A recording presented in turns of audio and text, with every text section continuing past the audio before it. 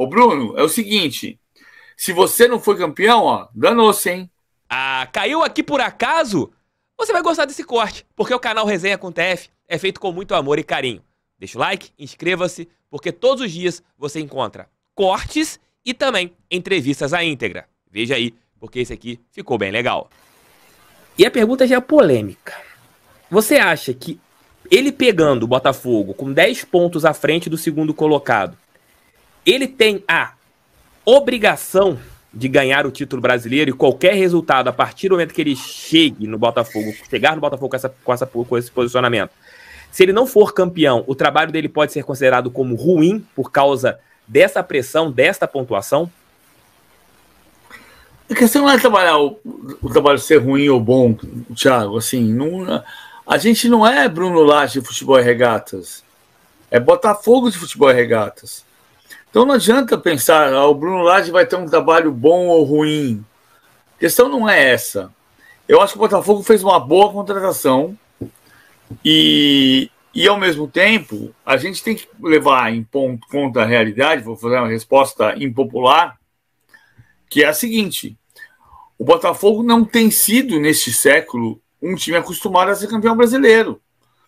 Lamentavelmente, não tem sido. Então, por que as pessoas desconfiaram tanto tempo que o Botafogo pudesse fazer essa campanha absolutamente fabulosa que está fazendo? Porque quando começa o Campeonato Brasileiro, quando foi a última vez que começou um brasileiro, você fala assim, o Botafogo vai ganhar o campeonato. Não foi nem em 95, foi em 68 que aconteceu isso. Ou em 78, quando o Botafogo teve a maior série invicta da história do futebol brasileiro. Em 95, quando o Botafogo ganhou o campeonato, o Botafogo não era favorito. Ele fez uma campanha extraordinária e foi campeão. Mas eu acho que o ponto central, claro que hoje, se você pensar, nunca um clube que abriu 10 pontos de distância no Brasileirão para o segundo colocado perdeu o campeonato. Bom, o Arsenal abriu 8 pontos para o Manchester City e perdeu o campeonato para o City. O Mikel Arteta é um fracasso? Não é. Mas a questão, o PVC, é de que, por exemplo, o Lage chega no Botafogo com esta pressão. É diferente se ele tivesse começado em relação ao Luiz Castro, ou até mesmo o Cláudio Caçapa. Ele chega pegando o Botafogo nesta posição, com essa situação de ter essa diferença de 10 pontos para o segundo colocado. Então, teoricamente, ele foi contratado pelo John Textor, até mesmo pelo investimento, visando o título brasileiro. O Textor não visou a contratação do Lage pensando numa vaga na Libertadores nesse momento. Acho que visou um trabalho para ser campeão. E se ele não conseguir esse campeonato, para ele pode ficar um pouco assim, poxa, cheguei com 10 pontos e não fui campeão? Pode ficar um pouco ruim para a imagem dele? Assim, vamos pensar o contrário. Se o Luiz Castro não tivesse ido embora e ele abrisse 10 pontos de vantagem nesse momento, ou se o Cláudio Caçapa tivesse conseguido, nos últimos 2 jogos, 10 pontos de vantagem e ficasse até o final do campeonato, o Luiz Castro ou o Caçapa, se ele perdesse o campeonato, seria um fracasso? É uma situação, no meu ponto de vista, diferente, porque eles já estariam. O Lage é contratado chegando com essa vantagem, então acho que tem um viés diferente em relação a isso. Eu vou jogar a provocação para você. Já que estamos no canal... Eu sou um jornalista que não trabalhou em canal de clube, tá? Uhum. Então, você está no canal de clube. Eu Sim. vou jogar uma pressão para você. Você está criando uma pressão para o Bruno Lage que não existe. Será que não existe, PVC? Não existe. Dele mesmo, assim? Será que o Bruno Lage ele não vê essa pressão para ele? Vocês quatro, quando o campeonato começou, algum de vocês quatro achava que o Botafogo, na 14ª rodada, ia ter 10 pontos de vantagem para o segundo colocado? Isso não. Eu achava que o Botafogo poderia brigar pelo G6, por causa do elenco. Eu pensava isso. Então, por que o Bruno Lage tem que ser campeão brasileiro e manter uma distância que a gente não sabe se existiria se o Luiz Castro continuasse ou se o Cláudio Caçapa continuasse? Se eu sou o técnico do Botafogo, se eu sou Bruno Lage e chego aqui amanhã de manhã e você me coloca essa pergunta, eu falo, pensando bem, eu vou para Lisboa. Mas uma pergunta boa para ele amanhã na coletiva seria, se é mais difícil pegar o Benfica na segunda posição e ter que passar o Porto. Ele estava em quarto. Ele estava em quarto lugar. Ele estava em quarto lugar. Estava 4 pontos atrás do Porto. 4 pontos atrás do Porto em quarto lugar. Se a pressão para ele é maior era lá atrás, de ter que passar o Porto naquela situação que ele estava, ou pegar o Botafogo na liderança. É claro que era menor. É claro que era menor. Sabe por que era menor? Porque o Benfica foi campeão em 14, 15, 16, 17. E perdeu o campeonato de 18. E nós estamos falando de um processo que aqui eu acho que é muito mais importante e de entendimento de toda a comunidade botafoguense, todo botafoguense. Todo mundo sabe, de uma maneira realista, que o Botafogo está sendo de novo construído. Porque você precisa construir o centro de treinamento, porque você precisa construir a estrutura de relações, porque você precisa construir uma política de contratações, embora tenham sido ótimas as recentes, Adrielson, Tiquinho, Marçal. O Botafogo precisa passar por um processo de reconfiguração da confiança. Sabe, assim, todo o rubro-negro dos anos 60 tinha como rival o Botafogo. Não era o Vasco, nem era o Fluminense. Então, tem um processo de construção de uma marca gigantesca, mas que nos últimos 30 anos ganhou um título brasileiro. Então, o Bruno Lage não pode ser refém dessa história.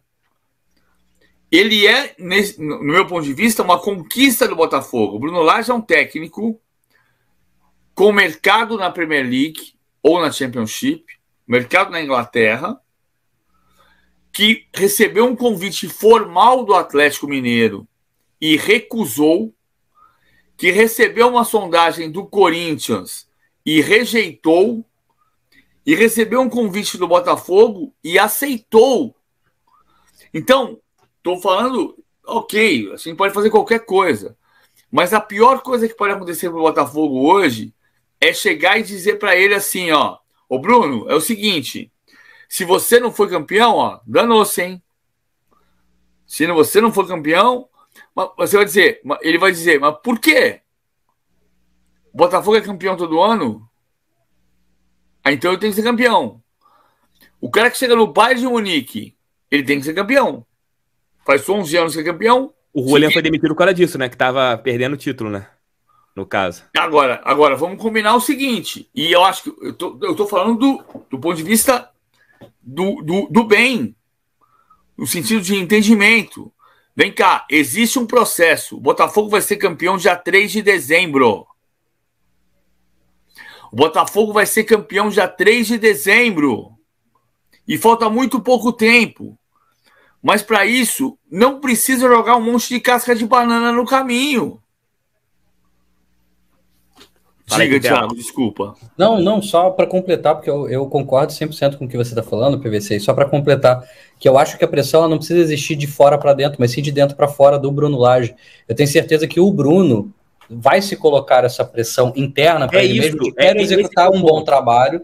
Eu quero executar um bom trabalho porque eu sei que estou indo para o Brasil, tenho um trabalho de 6 meses para fazer, em que eu estou fora do mercado europeu nesse momento, claro que a intenção dele é se manter ou até mesmo voltar para a Europa, né? E que um título brasileiro credenciaria, né, como um bom trabalho que pudesse, de repente, até fazer parte do Crystal Palace, do Lyon, da Rede do Texas, ou até mesmo de outros clubes, né? Não importa.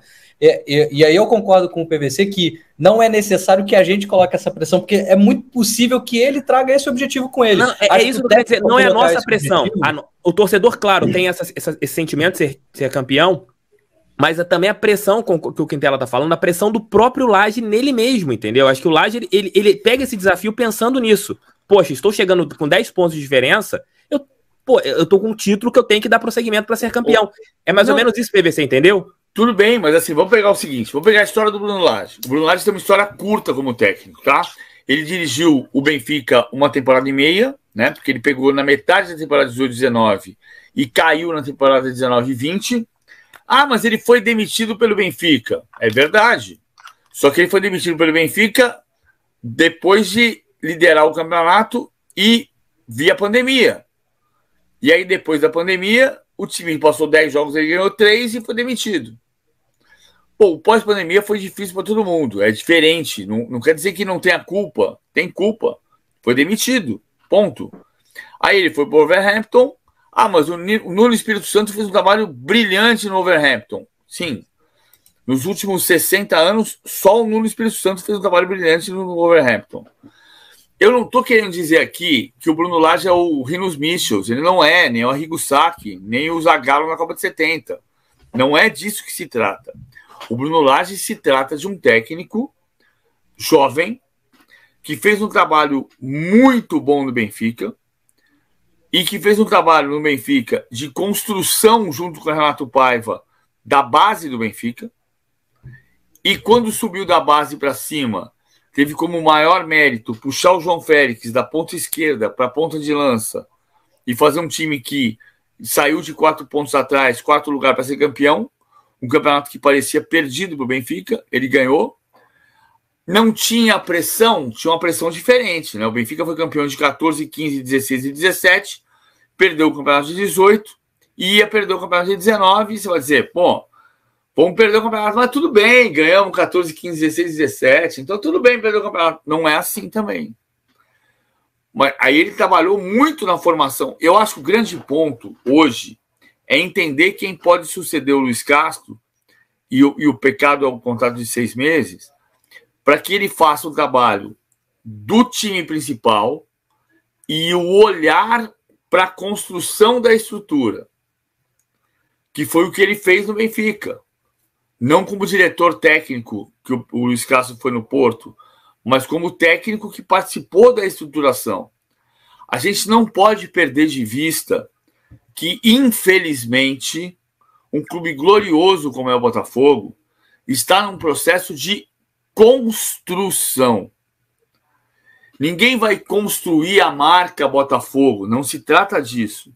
Mas você precisa construir o campo de treino, as divisões de base, os métodos de trabalho, a estrutura que vai fazer o time brigar na parte de cima da tabela todo ano, para não ser um episódio como foi em 95 e depois passar 28 anos. Botafogo não merece passar 28 anos para depois ter que começar tudo de novo. O John Textor não pode ser um Emil Pinheiro, que botou dinheiro, contratou jogadores e um dia falou assim, perdi o Campeonato do Flamengo, então eu vou embora e levo todo mundo junto comigo. Não se trata disso. Então, tem que ter um olhar sério, definitivo, de construir uma estrutura. Porque no dia que o Textor resolver vender o Botafogo será Botafogo, do mesmo jeito. E será o Botafogo de Carl Moreira, Zé Carlos, Leones e Altencir, Carlos Roberto e Gerson, Roberto, Jairzinho e Paulo César. Será este Botafogo, com outros nomes e com a mesma capacidade de ser campeão todo ano.